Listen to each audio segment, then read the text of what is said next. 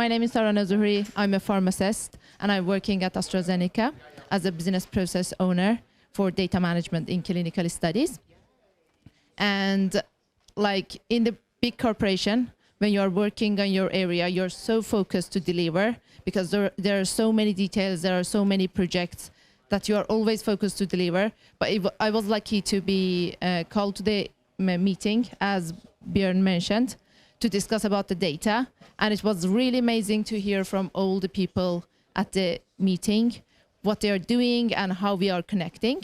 So today I'm here, and it's really amazing that we have from different sectors, from different expertise, and everyone is talking about data. Everyone is passionate about data, but I'm here to just share some opinions from my perspective and the team I'm working with within AstraZeneca, from our perspective at AstraZeneca, and also challenging with some questions to think about that, because I see that lots of people are working with data mining, lots of people are passionate about how to improve the health and life of the patients.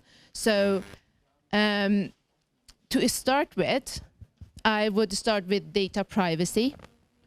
And too many eager scientists forget there is an actual person behind all data that we are gathering. And there's a question, what if, for example, we are gathering Taylor Swift's information? Is there anyone who is more interested in those data because it's only Taylor Swift? And who else have access to that data? And it's all about this data privacy. Are those patients, do they have consent that we have access to those data? In one of the projects I'm working in AstraZeneca, it was about data privacy assessment to implement the process. And when I received the project, I was like, wow, if we want to implement a process for data privacy impact assessment, it is a huge thing, because it was for all clinical studies, all across the world and all across the sites. But when I actually started to work on that project, I understood that since we have those agreements in place with all our CROs and in all our systems and tools that we are using, so it's not actually really hard to implement that process. We just need to understand what is the flow, what is the input, what is the output, and how we can standardize that process.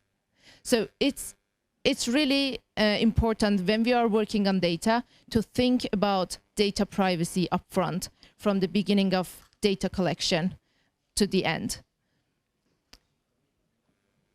And so this is one of the thoughts and opinions that I have, and I also want to encourage you all to think about data privacy.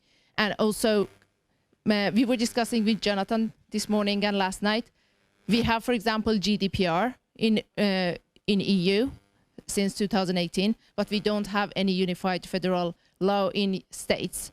And we have, GDPR has been established since 2018, but how many companies have this GDPR embedded in their processes? How many of them are following this?